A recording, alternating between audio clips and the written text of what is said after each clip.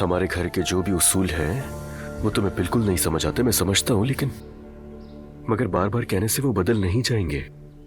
और सच बताऊं तो मैं तुम्हें बार बार एक ही बात समझा समझा कर थक चुका हूं। इसीलिए आखिरी बार कह रहा हूं कि मुदाखलत करना बंद कर दो अब।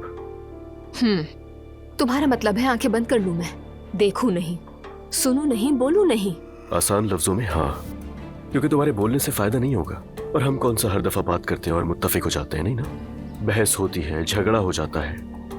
नूर आपा का मामला हमारा नहीं है दुआ, इसलिए तुम भी इसमें मत पड़ो। मेरी जान, इस बात को समझ लो, मैं तुम्हारे साथ खुश रहना चाहता हूं। अजलान, तुम्हें अपनी बहन के लिए जरा भी अफसोस नहीं? अफसोस क्यों होगा मुझे? वो बहुत अच्छे घर जा रही है, बहुत अच्छा खानदान है वो। वहां सहूलतें भी मिलेंगी, आसाइशें भी मिलेंगी। हमारा फैसला जल्द समझ आ जाएगा। अगर आदमी पसंद ना हो तो आसाइशें किस काम की? अरे क्या बकवास है यार, अपनी पसंद का आदमी हो तो भी खुश रहने की गारंटी है क्या?